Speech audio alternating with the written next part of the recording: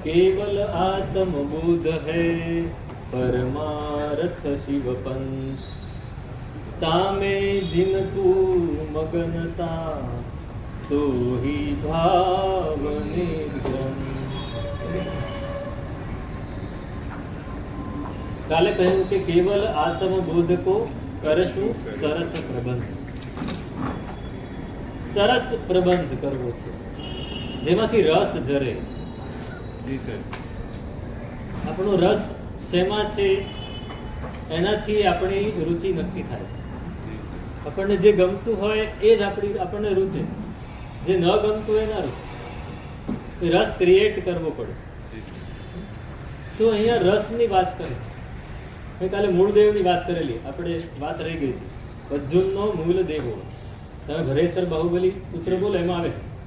તો મૂળદેવ એક રાજકુમાર ઉજ્જૈની આવ્યો છે, ફરતો ફરતો પોતાનું રાજ્ય છોડીને નીકળી ગયો અને ત્યાં એક ગણિકા, ત્યારે ગણિકા અલગ હતી અને વેશ્યાઓ અલગ હતી।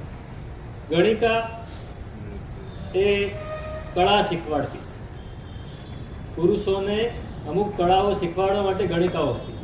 એ નૃત્ય ગાન વગેરે કરતી। એવી એક ગણિકા હતી જે રાજમાન્ય હતી। એની સાથે આને પ્રેમ થઈ ગયો, તો હંમેશા એના ત્યાં જાય આ મૂલદેવ। હવે ગણિકા હતી એટલે એને ત્યાં તો ઘણા બધા આવે। તો એક અચલ નામનો એક સારથવા હતો, એ પણ એમને ત્યાં આવે અને એની પાસે ખૂબ ધન હતું। આ રાજકુમારની પાસે કઈ નહોતું, કેમ કે બધું છોડીને આવેલું। તો એને ત્યાં જાય। હવે જે ગણિકા હતી દેવદત્તા નામ હતું, એની માતા હતી ને, એને એવું હતું કે ધનવાન હોય તો વધારે સારું, કેમ કે ગણિકાને ધન સાથે લેવા દેવાય અને બીજું કોઈની સાથે પ્રેમ ના હોય। અને એની માતા એને વારંવાર કહી કે ગણિકાને પ્રેમ કરવો પાલવે જ નહીં, એને તો પૈસા સાથે જ નિસ્બત।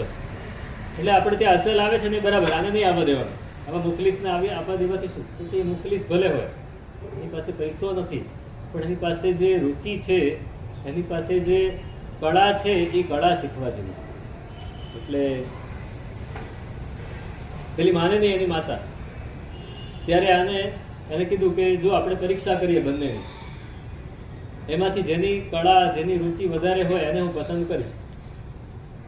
શું પરીક્ષા કરીશ? તો કે અચલને કહો કે મારી માટે શેરડી લઈ આવે, મારે શેરડી ખાવાની ઈચ્છા થઈ છે, શેરડી લઈ આવે। રસ પીવાની ઈચ્છા નથી, શેરડી ખાવાની ઈચ્છા થઈ। અને આ બાજુ મૂળદેવને કહો કે શેરડી લઈ આવે મારી, બંનેને કેવડાવી। એટલે અચલે તો આખો ભારો ઉપાડ્યો, માણસને કીધું ઉપાડ ચાલ, અને આખો ભારો લઈને એના ઘરે મૂકી દીધો કે શેરડી ખાતું તારે જેટલી ખાવી એટલી ખા।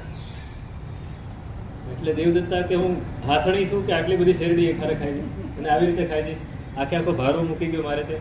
હવે મૂળદેવને પૂછો, મૂળદેવને કીધું હવે શેરડી ખાવી છે, તો એને શેરડી લીધી, બરાબર છોલી, એના ટુકડા કર્યા, ગાંઠ બધી કાઢી નાખી, બરાબર વ્યવસ્થિત ટુકડા કર્યા, એની ઉપર એલચી ભભરાવી, એની ઉપર બીજો મસાલો ભભરાવ્યો, પછી દરેક ઉપર એક એક સળી લગાડી અને પછી ડીશમાં બરાબર ગોઠવીને વ્યવસ્થિત રીતે એને આપી। તો કહે જો કોની કલા અને રુચિ બરાબર છે। રસ ક્રિએટ કરવો પડે। અહીંયા ઉપાધ્યાયજી ભગવંત રસ ક્રિએટ કરે છે। અધ્યાત્મમાં આપણને રસ કેટલો? અધ્યાત્મ આત્માનો રસ, આપણને પૂતગલનો જ રસ છે। આપણે અનાદિકાળથી પૂતગલમાં એટલા બધા અંદર ગરકાવ થઈ ગયા છીએ કે આપણે આત્મા જેવી કઈ વસ્તુ છે એ જ ખબર નથી। તો અહીંયા ઉપાધ્યાયજી ભગવાન કહે છે કે અધ્યાત્મ, આત્મબોધ એ જ આપણા માટે સારો છે। આ બધું સરસ છે, પણ એનું અલ્ટિમેટ, એનું સાધ્ય આ હોવું જોઈએ। દ્રવ્યસ્તવ, મેં કાલે જ કહેલું, દ્રવ્યસ્તવ અને ભાવસ્તવ। દ્રવ્ય પૂજા અને ભાવ પૂજા, આપણે જે કરીએ છીએ દ્રવ્ય પૂજા, પણ એ દ્રવ્ય પૂજા ક્યારે કહેવાય? જ્યારે ભાવ પૂજાનું કારણ બનતી હોય। ભાવ પૂજા શું છે? ચારિત્ર, આત્મામાં સ્થિર થવું। એ આત્મામાં સ્થિર થવું એ ચારિત્ર છે। ચારિત્રમ સ્થિરતા રૂપમ। જ્ઞાન સારમાં ઉપાધ્યાયજી ભગવાન કહે છે કે આ ચારિત્ર સ્થિરતા રૂપ છે। અમે આ દીક્ષા લીધીને આ બધું પાળીએ એ પાછું વ્યવહાર ચારિત્ર, નિશ્ચય ચારિત્ર। હું આત્મામાં જેટલો સ્થિર થાવ એ આવશે આની અંદર। તો એ દ્રવ્ય સ્તવ પણ જો ભાવ સ્તવનું કારણ હોય. આપણે પૂતગલનું કંઈ પણ કામ કરીએ, સમજો કે ધર્મની ક્રિયા બધી પૂતગલને આશ્રયને જ થાય છે. થોડું ધન જોઈએ, આપણે એકાસનું કરવું છે તો વાપરવા માટે જોઈએ, આંબિલ કર્યું છે તો ખાવા માટે જોઈએ, આ બધું પૂતગલને આશ્રયને, આ ઉપાશ્રય બનાવવું પડે, દેરાસર બનાવવું પડે, પ્રતિમા, બધું જ પૂતગલ છે. અષ્ટપ્રકારી પૂજા કરીએ, બધું જ પૂતગલ છે. પણ એ પૂતગલનો સહારો લઈને જવાનું ક્યાં છે? પૂતગલાતીત બનવાનું છે. એટલે કહે છે કે કેવલ આત્મબોધ હૈ પરમાર્થ શિવપંથ. આત્માનો બોધ એટલે કે આત્માનુભૂતિ, આત્માની અનુભૂતિ એ જ નિશ્ચયથી મોક્ષ માર્ગ છે. નિશ્ચય પરમાર્થ, વ્યવહારથી મોક્ષ માર્ગ. આપણે જે બધું કરી રહ્યા છીએ વ્યવહારથી મોક્ષ માર્ગ છે. નિશ્ચયથી મોક્ષ માર્ગ શું છે? આત્માનો અનુભવ કરવો. કેવી રીતે કરવો? આત્માનો અનુભવ શેનાથી થાય? પૂતગલથી. આત્માનમ આત્મનૈવ આત્મના આત્મા એવ વ્યક્તિ. આત્માનમ આત્મના આત્મા એવ વ્યક્તિ. આત્માને આત્મા વડે, આત્માથી જ, આત્મા પોતે જ જાણે. આપણે અત્યારે પૂતગલથી જાણીએ. જે પણ વસ્તુ આપણે જાણીએ છીએ શેનાથી જાણીએ છીએ? પૂતગલ.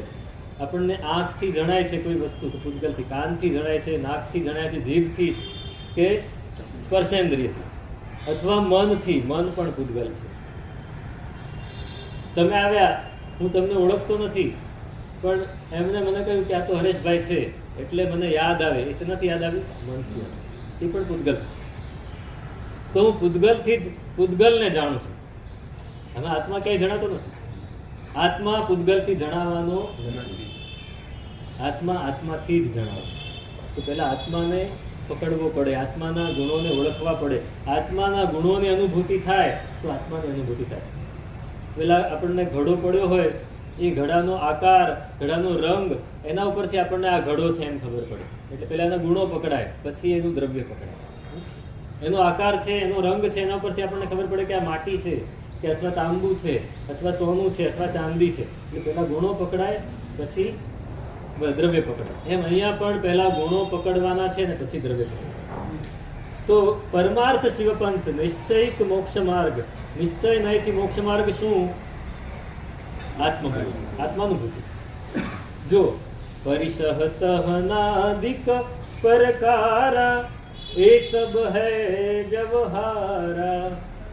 નિશ્ચય નિજ ગુણ થર્ણ ઉદારા ઉત્તમ લહત ભવ પારા સસનેહી પ્યારા સંયમ કબહી મિલે. પદ્મવિજય મહારાજ કહે છે કે પરિસહ સહન કરવું, ચારિત્ર પાડવું, ગોચરી પાણી વગેરે વ્યવસ્થિત કરવા, પ્રતિક્રમણ કરવું, પરિલેહન કરવું, વિહાર કરવો, લોચ કરાવવું, આ બધું શું છે? ચારિત્ર. ચારિત્ર પણ વ્યવહાર છે. વ્યવહારથી ચારિત્ર. આ બધું વ્યવહારથી ચારિત્ર છે. હંમેશા કોઈ પણ વસ્તુના બે ભેદ પાડવામાં આવે. એક વ્યવહાર, એક નિશ્ચય. એક દ્રવ્ય, એક ભાવ. ભાવ એ હંમેશા આત્માની સાથે જોડાતો હોય. તમે એક સામાયિક કરો છો ત્યારે સામાયિકની ક્રિયા કરી, તમે કટાસનું ચરવડું મુપત્તિ લઈને બેઠા, શુદ્ધ વસ્ત્રો પહેરીને બેઠા, અને સ્થાપનાજી રાખ્યા, અને ઇરિયાવય કરી, અને સામાયિક મુપત્તિ પડી લઈને કરે ભલતે ઉચ્ચર્યું. આ બધું શું છે? વ્યવહાર ચાલ્યો. વ્યવહાર સામાયિક થયું. નિશ્ચયથી સામાયિક શું? નહીં, નિશ્ચયથી આત્મા પોતે જ સામાયિક. જે સમતામાં સ્થિર થયો હોય એવો આત્મા, એ આ અહીં કટાસમાં પર ન બેઠો હોય તો એ પોતે જ સામાયિક. જ્યારે આપણે સમતામાં સ્થિર થઈએ છીએ ત્યારે આપણે પોતે જ સામાયિક બની જઈએ. આ બધો વ્યવહાર તો પછી નિશ્ચય સાપેક્ષ કરવાનો છે. તો આ વ્યવહાર કેવી રીતના ઉપયોગી થાય છે ત્યાં આગળ? આપણને એ નિશ્ચય સુધી પહોંચાડે તો ઉપયોગી થાય. આપણને લક્ષ્ય, આપણું લક્ષ્ય છે નિશ્ચય. નિશ્ચય દૃષ્ટિ હૃદય ધરીજી જે પાળે વ્યવહાર, પુણ્યવંત તે પામશેજી ભવ સમુદ્રનો પાર. અહીંથી તમારે મસ્જિદ બંદર જવું છે, એ તમારું લક્ષ્ય છે. તો એ તમે લક્ષ્યને અનુસરીને તમે અહીંથી નીકળશો, તમે સ્ટેશન જશો, સ્ટેશન ઉપર ટ્રેન પકડશો, એ ટ્રેનને કદાચ બીજી જગ્યાએ બદલવી પણ પડશે તો બદલશો. ત્યાં જઈને તમારે રિક્ષા કે ટેક્સી જે મળતું છે ટેક્સી પણ લેવી પડશે. તમારું લક્ષ્ય શું છે?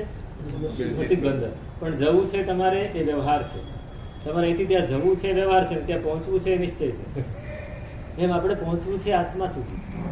વ્યવહાર વગર નિશ્ચયમાં જઈ શકીએ? ન જવાય. સામાયિક વગર નિશ્ચય સામાયિકમાં જઈ શકીએ? વ્યવહાર હા હા મેં કીધું તમે એ આખરે તો તમે જ્યારે મનથી પણ નક્કી કરો છો વ્યવહાર થઈ જ ગયો એટલો. તમે મનથી નક્કી કર્યું કે હું હવે સામાયિકમાં બેસું છું, સમતામાં રહું છું, એ વ્યવહાર થઈ જ ગયો. અને પછી તમે સ્થિર થાવ છો સામાયિકમાં, સમતામાં, તો એ નિશ્ચય છે. પણ સાહેબ કે આમાં બી બે વસ્તુ છે ને, એક મનથી નક્કી કર્યું છે ને એક ભીતરથી અનુભવ છે. તો જે નિશ્ચય છે તો એ તો અનુભવથી જ આવશે ને. આપણે નક્કી કર્યા પછી નિશ્ચય થાય. તમે નક્કી કરો કે મારે આમાં જવું છે અને પછી તમે એમાં જવાનું શરૂ કરો અને પછી અનુભવવા માંડો. અનુભવ સુધી તો પહોંચવું જ પડશે, પણ શરૂઆત ક્યાંથી થશે? વ્યવહારથી થશે. જ્યાં સુધી વ્યવહાર નથી, કોઈ એમ કહે કે હું પચખાણ નથી લેતો, હું મારા મનથી નક્કી કરી લઉં છું કે મારે નથી ખાવું, તો એ મનથી નક્કી કર્યું પચખાણ થઈ જ ગયું, એ વ્યવહાર થઈ જ ગયો. પણ પછી એને અંદરથી એમ થયું કે મારે ત્યાગ થઈ ગયો છે, તો એ નિશ્ચય થઈ ગયો. તો વ્યવહાર અને નિશ્ચય બંને એક જ ટ્રેનની બે પાટાની લાઈન છે. એક પાટો હોય ને બીજો ના હોય તો નહીં ચાલે.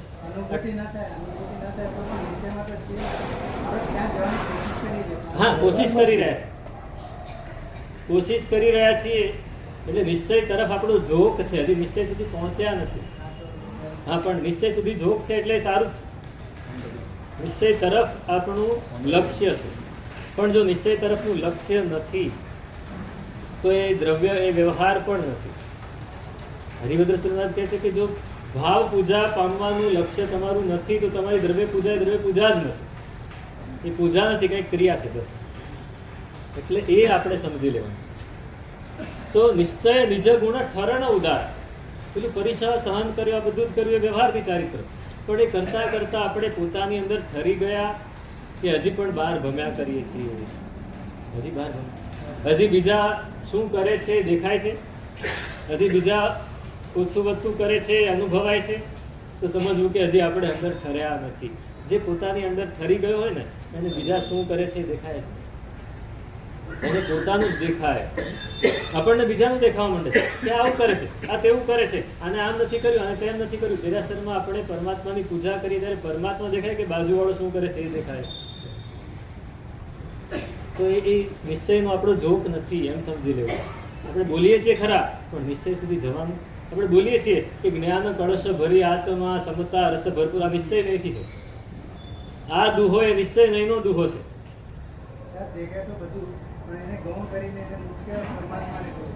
ના, પરમાત્માને મુખ્ય કર્યા, બીજાને દેખાવું, બીજાને જોવા જ નથી. આપણને જ્ઞાનનો કળશ અને સમતાથી ભરેલો છે એ દેખાય, અને શ્રીજીને નવરાવવાનું છે પોતાના આત્માને, તો કર્મ ચકચૂર થશે. આપણે ત્યાં પરમાત્માને સ્નાન કરાવીએ છીએ, બરાબર છે, પણ આપણને દેખાય છે અરે પરમાત્માના મોઢા ઉપર ડાઘ છે.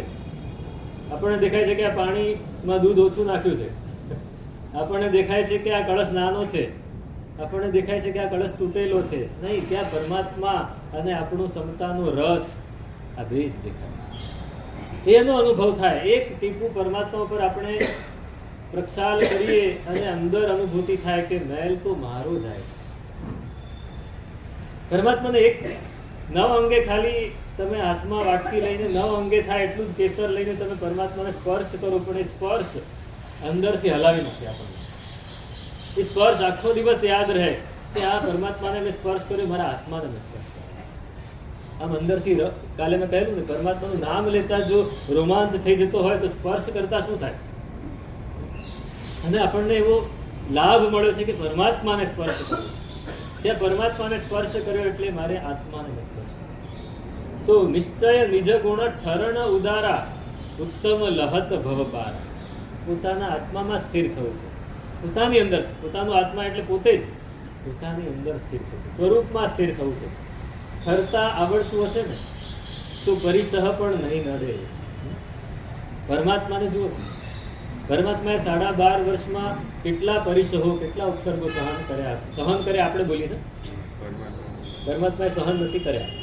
એક પણ પરમાત્માએ એક પણ તપ નથી કર્યું, પરમાત્માએ એક પણ ઉપસર્ગ સહન નથી કર્યા, એવું જ્ઞાનીઓ કહે છે. કારણ કે સહન કોણ કરે? જેને ન ગમતું હોય, જેને પરાણે કરવું પડતું હોય, એ સહન કરે. તમે કહો સાહેબ આને હું વર્ષોથી સહન કરું. એક શ્રાવક ને શ્રાવિકા અમારા ગુરુ મહારાજ પાસે વંદન કરવા આવ્યા કે સાહેબ આજે અમારી 50મી એનિવર્સરી છે, વાસક્ષેપ કરો એમ. ગુરુ ભગવતે વાસક્ષેપ કર્યો, પહેલા શ્રાવકને, પછી શ્રાવિકાને કર્યો કે તમે 50 વર્ષ સુધી આને સહન કર્યા એ તમને ધન્યવાદ આપવા જોઈએ. તેમના શ્રાવિકાએ બહુ સરસ જવાબ આપ્યો, સાહેબ મેં સહન નથી કર્યા, મેં સ્વીકાર્યા છે. જો સહન કર્યા હોત તો ડિવોર્સ થઈ ગયો હોત.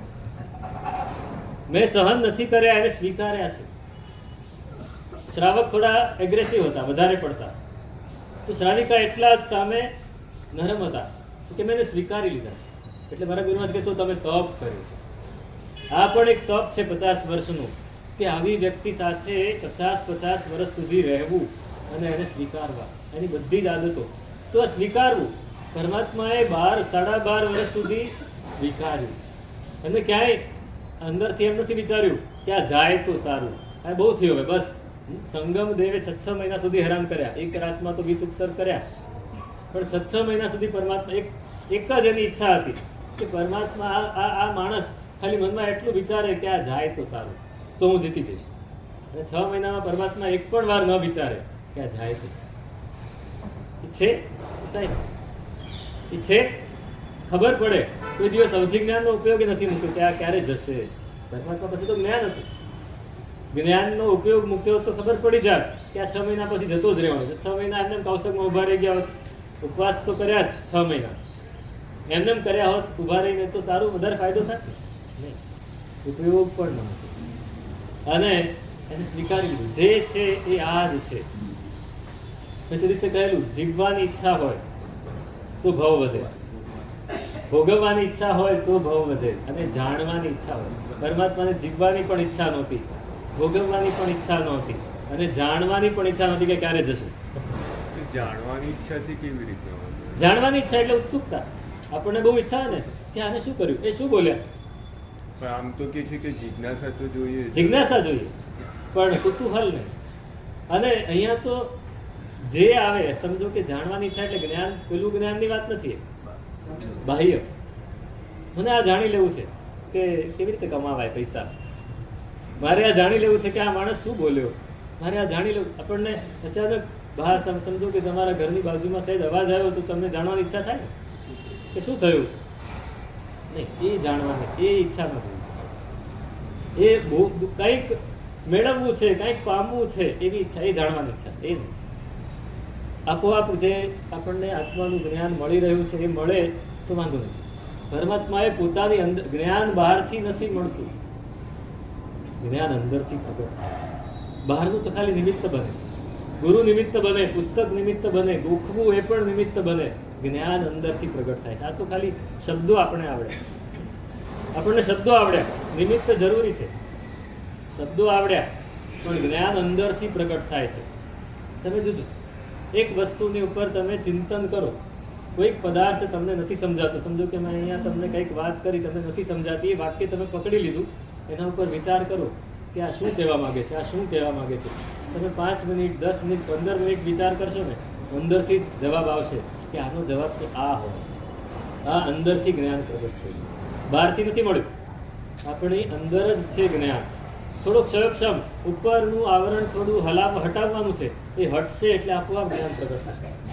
તો પરિસહ ઉપસર્ગ બહારથી આવશે એ વ્યવહાર, પણ નિશ્ચયથી આત્મા જો પોતાની અંદર ઠરેલો હશે તો એ પરિસહ ઉપસર્ગ એને અસર નહીં કરી શકે. પેલા મહાત્મા છે ને, એક મહાપુરુષ અને શ્રાવક વંદન કરવા ગયા તો બેઠા હતા, પણ શરીર આખું ધ્રુજતું હતું, આમ થતું. એટલે ગુરુ ભગવાનને કહ્યું, સાહેબ શું થયું? તો કે મુझे बुखार आया हुआ. तो आपने कोई दवाई ली? अरे मुझे माने इस शरीर को बुखार आया, दवाई की क्या जरूरत है, दवाई की क्या जरूरत है, ये तो आएगा ही, लेकिन आपके साथ मुझे कुछ चर्चा करनी. अच्छा आपको चर्चा करनी, कोई बात. बाजूમાં કામળી પડી હતી, આમ કરીને કામળીને અડાડ્યું, હવે કામળી ધ્રુજવા માંડી. બોલો વાત કરો. તાવ હવે કામળીમાં ટ્રાન્સફર થઈ ગયો, હવે વાત કરી લો. વાત પૂરી કરી એટલે પાછું આમ કર્યું તો પાછું અંદર આવી ગયું. આ શું કર્યું સાહેબ? આપણી પાસે શક્તિ છે તો આપ તાવને કાઢી શકો છો. તો કે મારે તાવને કાઢવો નથી, તો આ શરીરને સાથે એનો જે કર્મ એનું બંધાયેલું છે એ તો એને ભોગવવાનું છે, એટલે એને હું સ્વીકારી લઉં છું. આ આપણી આ ગઈ સદીના એક મહાપુરુષની આ વાત છે, એક સાધુ ભગવાન, એમણે આવું કરેલું. તો ત્યાં તો 5 મહાભૂત છે, આ પૂતગલ છે, એ પૂતગલ ને પૂતગલની સાથે રહેવા તો તમને શું વાંધો છે? આપણે એને કોઈ અડવું કરવું નથી. હું તો મારી અંદર સ્થિર છું ને. આ નિશ્ચય નિજ ગુણ ઠરણ ઉદારા ઉત્તમ લહત ભવપાલ. પ્રભુના હવે એ અનુભવ સુધી પહોંચવું કઈ રીતે? તો પ્રભુથી શરૂઆત કરવી પડે. એટલે આપણે ભગવાનથી શરૂઆત કરી કે ભગવાનની પૂજા કરીએ તો પૂજા કરતા વખતે આપણને શું ખ્યાલ આવે? પરમાત્માનું સ્વરૂપ બહુ સરસ છે. રૂપ એની કીકી કાળી છે, એની આંખ રૂપાળી છે, એનું મુખ શું મુખ મલકતું, આદિશ્વરનું મુખ મલકતું રૂપની ધ્યાન છે. બરાબર, એ શરૂઆત થઈ. એના પછી શું આપણને ખ્યાલ આવે? હજી આગળ વધો. આ રૂપ ગુણ જોયું, એમના ગુણ વિતરાગતા છે, નિસ્પૃહતા છે, એમની આંખમાં નિર્વિકારતા છે. આ બધા ગુણો આપણને ખ્યાલ આવે. પ્રભુના ગુણો, પહેલા પ્રભુનું રૂપ જોયું, પછી પ્રભુના ગુણો જોયા. પ્રભુના ગુણો, પરમાત્માને જોયા અને વિતરાગતા યાદ ના આવે તો પરમાત્માને જોયા શું? પરમાત્માને જોયા અને રાગ દ્વેષ છોડવાનું આપણને યાદ ના આવે તો પરમાત્માને શું જોયા? પરમાત્માને જોઈને અંદરથી રાગ થતો હોય પરમાત્મા પ્રત્યે, પણ જગત પ્રત્યે વૈરાગ્ય થતો હોય તો જ પરમાત્માને જોયા. એ પ્રમાણે તો પરમાત્માના ગુણો, એના સ્વરૂપમાં ખોવાઈ જવું, લીન થઈ જવું, આ શરૂઆત થાય. પછી એ જોતા જોતા મારી અંદર આ ગુણો છે કે નહીં એની તપાસ કરવી, એનું નિરીક્ષણ કરવું, અને એ ગુણો આપણામાં પણ પ્રગટે. ગુણો હંમેશા અંદર જ છે, દોષો બહારથી આવે. દોષ એ બહારથી આવેલો છે, દોષ બહારથી આવેલો છે, આપણો છે જ નહીં. અને ગુણ તો આપણા જ છે. ગુણને બહારથી ઇમ્પ્લાન્ટ નથી કરવાનું. દોષ આપોઆપ ઇમ્પ્લાન્ટ થઈ જશે. નાના પણ એ ગુણને અંદરથી બહાર લાવવા પડશે. નાનું બાળક હોય એ બહારથી ખરાબ શબ્દો સાંભળીને આવીને તરત જ યાદ કરીને બોલવા પડશે. એને સારું શીખવાડવું પડશે, કેમ કે અંદર પડેલું છે, બહાર કાઢવું પડશે. તો પછી પોતાના ગુણો અને પોતાના સ્વરૂપમાં ધીમે ધીમે ધીમે ધીમે અંદર ઉતરતા જવું. એ પ્રભુના ગુણોથી પોતાના ગુણો, પ્રભુ ગુણમાંથી આત્મગુણ, પરમાત્માના ગુણોમાંથી આત્માના ગુણમાં જવું. અને આત્માના ગુણો, એકવાર ગુણ પકડાય તો આત્મા પોતે પકડાય, પછી પોતાને અનુભવવું. એ પોતાને જ્યારે અનુભવી લેશે, જ્યાં સુધી ગુણોની અનુભૂતિ થતી હશે ને ત્યાં સુધી હજી બહાર રહીશું આપણે. પણ જેવી ગુણોની અનુભૂતિ થતા એક સંયોક્ષમ થયો અને પોતાની અનુભૂતિ થઈ, આપણે લીન થઈ ગયા. હવે બહાર શું થઈ રહ્યું છે કાંઈ ખબર નથી. બહાર શું થઈ રહ્યું છે કાંઈ ખબર નથી. સમ્યક દર્શન જ્ઞાન ચારિત્રાણી મોક્ષ માર્ગ. તત્વાર સૂત્રની કાલે જ મેં વાત કરેલી. ત્યાં સૂત્ર છે પહેલું કે સમ્યક દર્શન, સમ્યક જ્ઞાન, સમ્યક ચારિત્ર એ મોક્ષનો માર્ગ છે. તો અહીંયા તો એમ કહ્યું કે કેવલ આત્મબોધ હે પરમાર્થ શિવપંથ. આત્મબોધ એકલો જ મોક્ષ માર્ગ છે. તમે કહો છો સમ્યક દર્શન, સમ્યક જ્ઞાન, સમ્યક ચારિત્ર, તો એ પણ એમાં જ ઘટે છે. સમ્યક દર્શન એટલે પોતાને સારી રીતે જોવું, પોતાને આ સમ્યક દર્શન. સમ્યક જ્ઞાન પોતાને જાણવું, અને સમ્યક ચારિત્ર પોતાની અંદર રમવું, રમણ કરવું, આત્મરમણ કરવું, એ ચારિત્ર છે. બહુ સરસ સ્તવનની કડી છે, ઉપાધ્યાયજી ભગવાનની જ છે. આવું કાં તો આનંદ ગંજીમાં મળે, કા દેવચંદ્રજીમાં મળે, કા ઉપાધ્યાયજી ભગવાન. તાહરુ ધ્યાન તે સમકિત રૂપ, એહી જ જ્ઞાન ને ચારિત્ર તે અછે જી. તે હથી જાય સઘળા હો પાપ, ધ્યાતા તે ધ્યેય સ્વરૂપે હોય પછી. દેખીને તાહરું અદ્ભુત રૂપ, અચરિજ ભવિકા અરૂપી પદ ભરેજી. તાહરી ગત તો તું જાણે હો દેવ, સ્મરણ ભજન તે વાચક જસ કરેજી. તાહરું ધ્યાન તે સમકિત રૂપ, પરમાત્માનું ધ્યાન એ જ સમ્યક છે. અહીંયા સમ્યક દર્શન એટલે પરમાત્માને સારી રીતે જોઈ લીધા, હવે બીજું કાંઈ જોવા જેવું રહેતું નથી. પરમાત્માને જોઈ લીધા પછી બીજું શું જોવા જેવું રહે? સમ્યક દર્શન થઈ ગયું. એટલે પરમાત્માનું સ્વરૂપ, હો, પ્રતિમા નહીં. પ્રતિમાથી ઉપર ઉઠીને અંદર સ્વરૂપ સુધી પહોંચવું છે. અને એ જ જ્ઞાન એને જાણી લીધું, એ જ્ઞાન થઈ ગયું. અને એમાં જ મને અનુભવ થયો, એની અંદર હું સ્થિર થયો, એ ચારિત્ર થઈ ગયું. એટલે આ જ્યારે થઈ જાય એટલે એનાથી બધા જ પાપ ત્યાંથી જાય સઘળાહો પાપ ધ્યાતા તે ધ્યેય સ્વરૂપે હોય પછી. અત્યાર સુધી 3 વસ્તુ છે. ધ્યાતા હું છું, હું ધ્યાન કરવા વાળો. ધ્યેય પરમાત્મા છે અને હું કરી રહ્યો છું એ ધ્યાન છે. પછી 3 એક જ સ્વરૂપ થઈ જાય. ધ્યાતા ધ્યેયમ તથા ધ્યાનમ ત્રયમ એકાત્મતામ ગતમ. પહેલા શું નક્કી થાય? પેલા હું નક્કી થવું. હું છું એ પેલા ખબર પડવી જોઈએ કે આઈ એમ હિયર. હવે મારે શું બનવું છે એ મારું ધ્યેય છે. આપણને હજી હું પોતે શું છું એ જ ખબર નથી. હું એમ આય એ ખબર નથી. એ પહેલા એને ગોતવું છે કે હું કોણ છું. આપણે હજી હું ને બહુ જ એકદમ છીછરા અર્થમાં માનીએ છીએ. હું એટલે આ સ્થૂળ અર્થ. હું એટલે દિનેશભાઈ કે હરેશભાઈ કે પારસભાઈ કે કલ્પેશભાઈ, હું આ છું અથવા હું શરીર છું. હજી આપણે એ જ અર્થમાં છીએ. હજી એનાથી ઊંડા ઉતરવું. મારી લાગણી, મારા વિચારો નથી, સાહેબ. અંતર્મુખતા ક્યારે આવે? ભગવંતને પૂછ્યું, પ્રશ્ન પૂછ્યો. આ બહિર્મુખતા છે. હું શરીર છું, હું આ છું, હું બિઝનેસમેન છું કે સીએ છું કે MBA છું કે IT એન્જિનિયર છું. આ બધું શું છે? બહારની વસ્તુ છે. આ બહિર્મુખતા છે. એ બહિર્મુખતામાંથી અંતર્મુખતા ક્યારે આવે? તો કે આ વિચારો, આ લાગણીઓ, એ પણ હું નથી. એ પણ બહારથી આવે. વિચાર આપણા નથી. મેં કાલે કહેલું, વિચાર કોઈકનું પડછાયો છે. લાગણી એ તો ખાલી દેખાડો. ક્યાંક મને તમારી પ્રત્યે લાગણી થઈ. કેમ થઈ? કેમ કે તમે મારી વાત માની હતી. જો તમે મારી વાત ન માની હોત તો હટ, મને લાગણી નથી. આપણી લાગણી એ તો સ્વાર્થ છે, પૌદ્ગલિક સ્વાર્થ છે કે એને મારી વાત માની એટલે મને લાગણી થઈ. જો મારી વાત તમે નહીં માનો તો હું એમ કહીશ કે અરે હરેશભાઈ મારે શું લેવા દેવું, હું એમ કહીશ. તો એ લાગણી પણ મારી નથી. એ તો બહારથી આવી. વિચારો, લાગણી સુદ્ધાય મારા નથી. ત્યારે હું કોણ એ ખબર પડે. પહેલા હું પોતે મારી જાતને ઓળખું અને પછી હવે મારે શું બનવું છે, ધ્યેય શું, પછી ધ્યેય પકડવું પડશે. અને ધ્યેય સુધી પહોંચવા માટે જે ક્રિયા કરવાની છે, જે પણ દ્રવ્ય ભાવ વ્યવહાર નિશ્ચય જે પણ ક્રિયા કરવાની છે એ ધ્યાન. એ કરતા કરતા કરતા એક સમય એવો આવશે કે ધ્યાતા અને ધ્યેય બંને એક બની જશે. પહેલા તું હતો અને હું નહોતો. પહેલા હું હતો, તું નહોતો. પહેલા હું હતો. પેલું બાળકની વાત છે. મેં એકવાર ધ્યાન, નાનું બાળક છે ને, બાળક જન્મે ને ત્યારે એને હું નો બોધ નથી હોતો, એને તું નો બોધ હોય છે. હા, એની માતાનો જ બોધ હોય છે. એની માતાનો જ એને બોધ હોય છે. એને હું નો બોધ નથી હોતો. તમે જોજો, બરાબર જોજો. બાળક એની માતા પાસે અથવા એને જે પણ ઉપાડે એનો જ એને બોધ હોય કે આ છે. એને હજી બોલતા પણ નથી આવડતું, પણ એની પાસે જશે. પંખીઓમાં, પશુઓમાં એવું હોય છે કે એ જ્યારે બાળક બચ્ચું જન્મે ને, પંખીઓના ઈંડામાંથી બચ્ચું બહાર આવે ત્યારે એની સામે જે હોય એને એક માતા માની લે.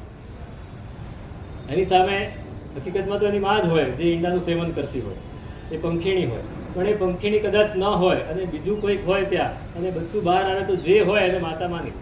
કેમ કે એને તું નો બોધ છે, હું નો બોધ.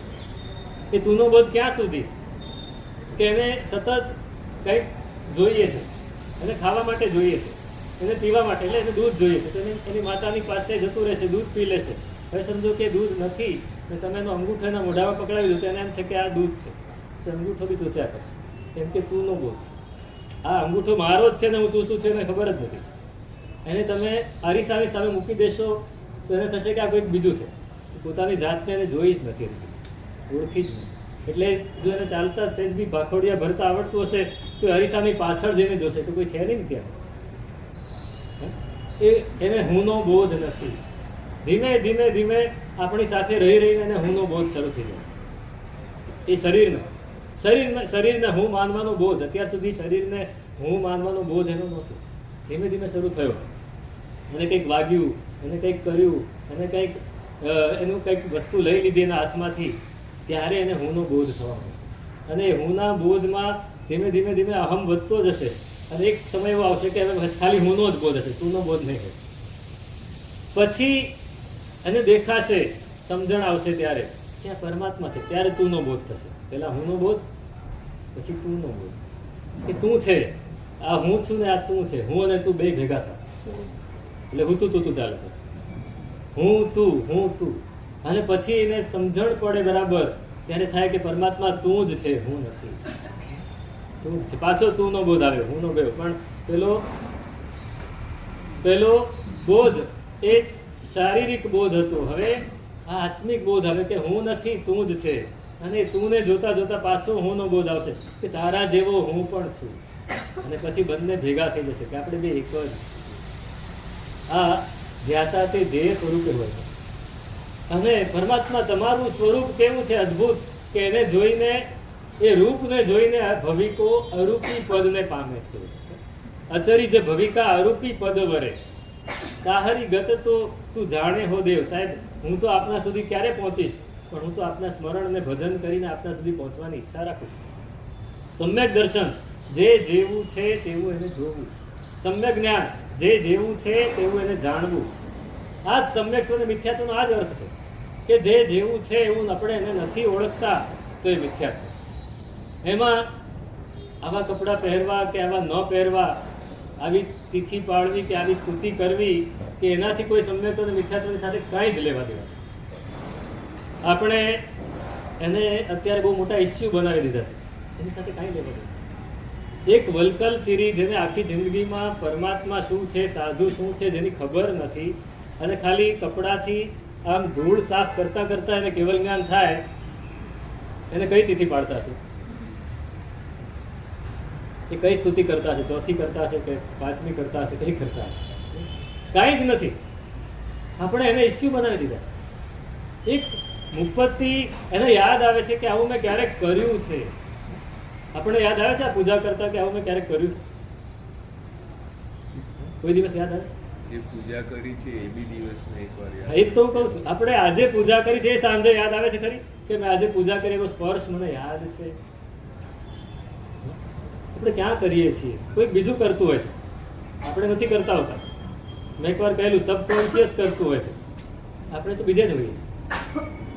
આપણે ખાવા બેસતી વખતે પણ ખાતા નથી હોતા, ખાય કોઈક બીજું ને આપણે કંઈક બીજે હોઈએ. જેમ ગાડી તમે ચલાવો છો, શરૂઆતમાં ત્યારે શીખો ત્યારે તમે ચલાવતા હો છો, પછી આપોઆપ ચાલતી હોય છે. તમે ખાતા હો છો, તમે પીતા હો છો, તમે ગીત સાંભળતા હો છો, તમે ફોન પર વાત કરતા હો છો, ગાડી ચાલ્યા કરે. સામે અચાનક ગાડી આવી જાય, માણસ આવી જાય, ત્યારે તમે પાછા આવી જાઓ, ત્યારે કોન્શિયસ, નહીતર સબકોન્શિયસ. એમ પૂજા પણ સબકોન્શિયસ કરતી હોય છે. હવે કોન્શિયસમાં પૂજા કરવાનો વિચાર છે. કોન્શિયસમાં તમે હાથમાં વાટકી લીધી, તમને ખ્યાલ છે વાટકીનો સ્પર્શ થઈ રહ્યો. તમે દેરાસર ગયા, એક પગલું ભરો તો કેટલા ઉપવાસનું ફળ? નહીં, મનમાં વિચારો તો એક ઉપવાસનું ફળ. 16. હા, તમે એક ડગલું ભરો તો 10 ઉપવાસનું ફળ. એમ પ્રદક્ષિણા ફરો તો 10,000 ઉપવાસનું ફળ, 36,000. હવે એટલું બધું છે એ ક્યારે થાય? કોન્શિયસનેસ હોય તો. સબકોન્શિયસથી કર્યા કરો તો કાંઈ નહીં થાય. આપણે દેરાસરમાં જતા એક પગ મૂક્યો, આપણને એ જમીનનો સ્પર્શ અનુભવાય છે ખરો કે આપણું ધ્યાન બીજો છે? આપણે પગ ચાલ્યા કરે ને મગજ બી ચાલ્યા કરે. દેરાસર આવી જાય ત્યારે ખબર પડે, નિસી નિસી નિસી બોલી ગયા. તો નિસીનો અર્થ શું? નિશ્ચયથી જોડાવું છે આપણે, એકલા વ્યવહારથી નહીં. તો સમ્યક જ્ઞાન, જે જેવું છે એવું એને જાણવું, અને સમ્યક ચારિત્ર જેવું છે એવું એને અનુભવવું. આપણે અનુભવીએ છીએ પૂતગલને, આત્મા અનુભવાતો નથી. આત્મા કોઈ દિવસ પૂતગલને ન અનુભવે, પૂતગલને અનુભવે. પૂતગલા તૃપ્તિમ યાન્ત્યાત્મા પુનરાત્મના. પૂતગલથી પૂતગલને તૃપ્તિ મળે. જીભ ઉપર કાંઈક મૂકો તો જીભને તૃપ્તિ મળે, મનને તૃપ્તિ મળે, આત્માને તૃપ્તિ નથી મળતી. આત્મા એમ માની લે છે કે મને તૃપ્તિ મળી છે. પૂતગલ આત્માને તો આત્માથી જ તૃપ્તિ મળે. તો એ ચારિત્ર શું? સતત. હવે જાણવું ને જોવું તો બરાબર છે, પણ અનુભવવામાં તો આ જ આવવાનું છે. અનુભવવામાં તો પૂતગલ જ ભવાવાનું છે. તો એને આત્મા સુધી પહોંચાડવું કેવી રીતે, ચારિત્ર સુધી પહોંચાડવું કેવી રીતે? તો કે શુદ્ધ જ્ઞાતા ભાવ. કે જ્ઞાતા ભાવ જે અનુભવાય છે એને હું જાણું છું, બસ. એ મને નથી અનુભવાતું, એનું હું સાક્ષી છું. કાયાદિકનો હો સાખી ધર રહ્યો, અંતર આત્મ રૂપ સુજ્ઞાની. કાયાનો સાક્ષી બની ગયો. હવે હું જાણું, હું જોઉં છું, બસ. જોવું અને જાણવું એ જ ચારિત્ર બની ગયું. તીક્ષ્ણ જ્ઞાતા ભાવ, ક્યાંય અંદર ભળવું નથી. આપણે ભળી જઈએ છીએ, દરેક વસ્તુમાં આપણે ભળી જઈએ છીએ. કોઈકને કાંઈક કહેતું હોય તો પણ આપણને અંદરથી અસર થવા માંડે કે આ શું બોલ્યો. પોતાને કહેતું હોય તો ત્યારે એવી અનુભવ થાય કે આ કોઈકને કહી રહ્યો, કોઈકને કહી રહ્યો. આ જ્ઞાતા ભાવ. રમણ મહર્ષિ એકવાર પોતાના આશ્રમમાં બેઠા હતા અને એક પ્રોફેસર મળવા આવ્યા, ખાસ ટાઈમ લઈને. પ્રોફેસર હતા, સાધક નહોતા. કે સાહેબ, ઈશ્વરનું સ્વરૂપ મને બરાબર ખબર છે, હું આપને સમજાવી શકું. રમણ મહર્ષિ કઈ ભણ્યા નહોતા સ્કૂલમાં, 9મું ધોરણ ભણીને છોડી દીધેલું 16 વર્ષની ઉંમરે, અને સાધુ બની ગયા. એની પાસે આવ્યા કે તમે નથી ભણ્યા, હું તમને સમજાવું. રમણ મહર્ષિને મોજ થઈ. હા ભાઈ, સમજાવ. એટલે 2 કલાક સુધી ઈશ્વરનું સ્વરૂપ, પરમાત્મા કેવા છે એનું સ્વરૂપ બહુ સરસ રીતે સમજાવ્યું. પછી આમ ગર્વથી જુએ છે રમણ મહર્ષિ. સાહેબ, કેવું લાગ્યું? કે બહુ સરસ, શબ્દો બહુ સરસ હતા, એમાં અનુભવ બિલકુલ ન હતો. અનુભવ, કોરા શબ્દો તો બધાને આવડતા હોય, અનુભવ ક્યાં? એનો અનુભવ આપણે બોલીએ એવું બોલીએ કે અનુભવની વાણી જ બોલીએ, એ સિવાય કોરા શબ્દો નથી બોલતા. પેલા સંત રિન્ઝાઈ હતા, ઝેન ગુરુ હતા જાપાનના. એમને કોઈ પૂછ્યું કે સાહેબ, માણસો તો બધા સરખા જ હોય, એમાં કોણ અનુભવ વાળો છે અને કોણ અનુભવ વગરનો છે એ કેવી રીતે ખબર પડે? બધાનો વ્યવહાર તો સરખો છે. એ પણ રોટલી આવી રીતે જ ખાય કે આમ ફેરવીને નથી ખાતો. તો એ ખબર કેવી રીતે પડે? તો કે ખાવામાં પણ ફેર છે. એ કેવી રીતે ખાય છે, એનો હાથ કેવી રીતે પડે છે, મોઢામાં કેવી રીતે જાય છે, એના મોઢાની રેખાઓ કેવી બદલાય છે, એના ઉપરથી ખબર પડી જાય કે આ અનુભવ વાળો છે કે અનુભવ વગરનો છે. એની જોવા માટે પણ દ્રષ્ટિ જોઈએ. એ દ્રષ્ટિ તમારામાં આવી જશે એટલે તમને ખબર પડી જશે કે જે સ્વરૂપમાં રમતો હોય, પોતાની અંદર અનુભવમાં જે રમતો હોય, આ આત્માનુભૂતિ જેને કરી લીધી હોય ને, એની આસપાસની ઓરા બદલાઈ જાય. હા, એ જ્યાં જાય ત્યાં આખું વાતાવરણ બદલાઈ જાય, એમ ખબર ના પડે. પણ મેં અહિંસા, આપણે પ્રથમ મહાવ્રતની વાત કરેલી ત્યારે કહેલું કે અહિંસા પ્રતિષ્ઠાયામ તત્સન્નિધો વૈરત્યાગ. જ્યારે આપણી અંદર અહિંસા પ્રતિષ્ઠિત થઈ, આત્માનુભૂતિ થઈ ગઈ. અહિંસા ક્યારે પ્રતિષ્ઠિત થાય? જ્યારે આત્મવત સર્વભૂતેષુ, બધા જ જીવો મારી જેવા છે એ જ્યારે ખબર પડે. ખબર પડે એટલે બૌદ્ધિક જ્ઞાન અનુભવાય. ત્યારે શું થાય? એની આસપાસ જે આવે એ શાંત થઈ જાય, એ એકદમ નિર્મળ થઈ જાય. એને કોઈ દિવસ અંદરથી વેરનો ભાવ ન જાગે. તત્સન્નિધો વૈરત્યાગ, વેર છોડી દે. તો તામે જીનકુ મગનતા, આ આત્માનુભૂતિ અને એમાં જે અંદર ડૂબ્યો હોય તો હિ ભાવ નિર્ગ્રહ. ભાવથી સાધુ કોને કહેવાય? દ્રવ્યથી સાધુ જે ચારિત્રનું સરસ પાલન કરે છે. સરસ, બહુ સરસ રીતે ચારિત્રનું પાલન. એટલે આપણા મનમાં શું, આપણા મનની શું વિભાવના? નિર્દોષ ગોત્રી લેતા હોય, કાપ ઓછો કાઢતા હોય, 5 સમિતિનું પાલન કરતા હોય, 3 ગુપ્તિનું પાલન કરતા હોય. આ ચારિત્ર, આ દ્રવ્ય ચારિત્ર. આ દ્રવ્યથી ચારિત્ર. પણ એ ભાવથી ચારિત્ર ક્યારે બને? જ્યારે આત્માનુભૂતિ થાય.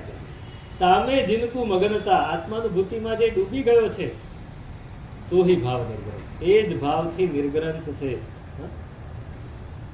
આત્મ રુચિ આત્મા લઈ રે ધ્યાતા તત્વ અનંત, સ્યાદવાદ જ્ઞાની મુનિ રે તત્વ રમણ ઉપસંત.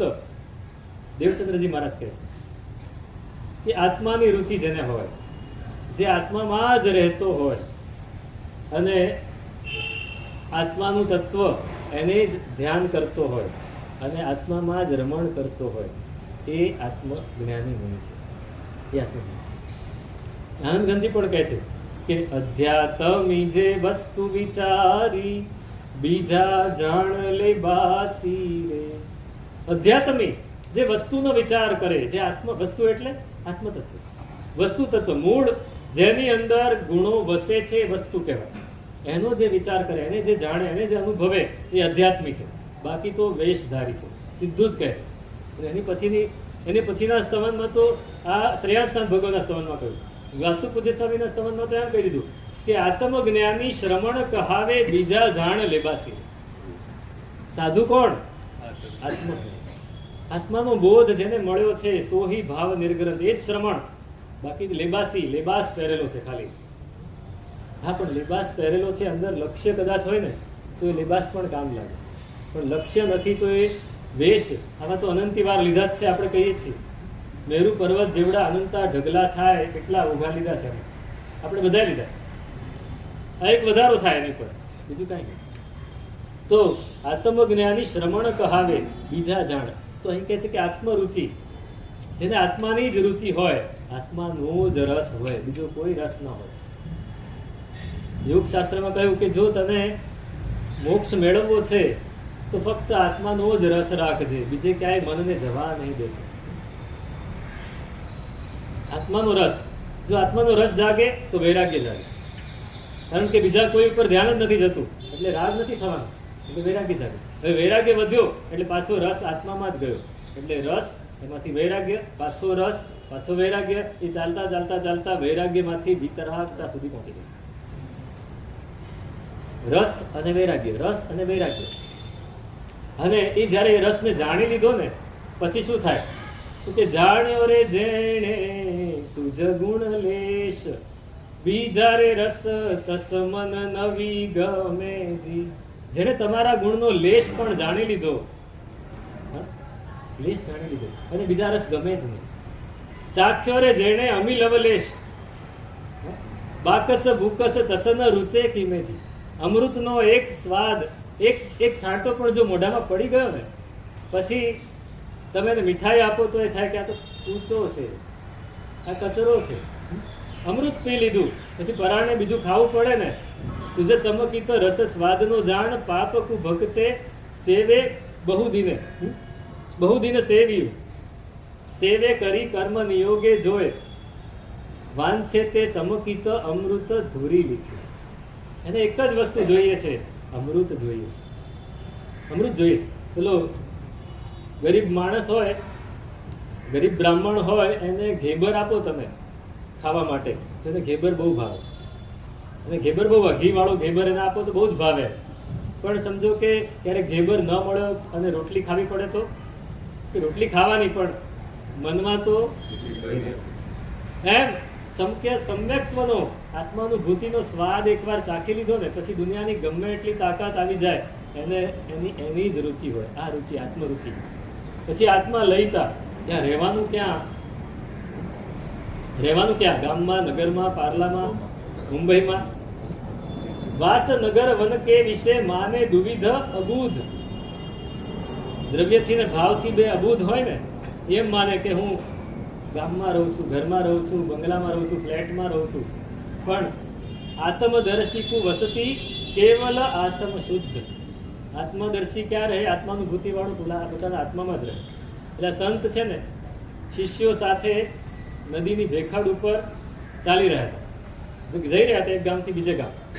અને બરાબર વચ્ચે આવે, અધવચ્ચે ત્યારે સંતે પોતાના શિષ્યોને પૂછ્યું કે ભાઈ આ ભેખડ કદાચ તૂટી જાય, અહીં આપણે ઊભા છીએ તો શું થાય? શું થાય? જવાબ આપો મને. કોઈક શિષ્ય કે સાહેબ આપણે બધા પડીએ, નદીના પ્રવાહમાં જઈએ સીધા. બીજાએ કહ્યું કે સાહેબ આપણે પડીએ તો આપણને વાગે, હાડકા ભાંગી જાય. ત્રીજાએ કહ્યું કે આપણો જીવ જતો રહે. જવાબ બધા સાચા છે ને? સાચા. ગુરુ ભગવાન ના પાડે છે ને, એવો જવાબ નથી જોઈતો મારે. થાય શું? તેને એક શિષ્ય કહ્યું કે સાહેબ આપણે આત્મામાં જ લીન છીએ, નીચે પડ્યો તો આત્મામાં જ લીન હોય. આપણે આત્મામાં જ રહીએ, બીજે ક્યાંય ના જઈએ. ગુરુ ભગવાન કે આ જવાબ સાચો. આ જવાબ સાચો છે કે આપણે આત્મામાં રહીએ. આત્મામાં રહેવું છે, આત્માલય, આત્માને જ આલય બનાવવું છે. હવે બીજે ક્યાંય નથી જવું. આપણે બહાર ઘૂમતા હોઈએ છીએ, અંદર રહેવું છે. પોતાની ભીતર રહેવું, બહારના સંબંધ આપોઆપ છૂટી જશે. આત્મધ્યાની ધ્યાન પણ પોતાનું જ સ્વરૂપમાં ઊંડા ઉતરી જઈએ પછી બહાર કેવી રીતે આવવું. અને આત્મરમણતા તામે જીનકું મગનતા, આત્માનુભૂતિની જેટલી તીવ્રતા એટલી નિર્ગ્રંથતા, એટલી સાધુતા, એટલું શ્રામણ્ય. જ્યાં સુધી એ નહીં થાય ત્યાં સુધી શ્રમણપણું એનો સ્વાદ નહીં મળે. હવે કરવાની મસ્તી નથી, કર્તૃત્વ નથી, હવે હોવાની મસ્તી છે, અસ્તિત્વ છે. કર્તૃત્વમાંથી અસ્તિત્વ તરફ જવું એ નિર્ગ્રંથતા. એ નિર્ગ્રંથતા સુધી આપણે પહોંચવું છે. ઉપાધ્યાયજી ભગવાન આપણને રસ્તો બતાવી રહ્યા છે અને શું સ્વરૂપથી અગ્રહથી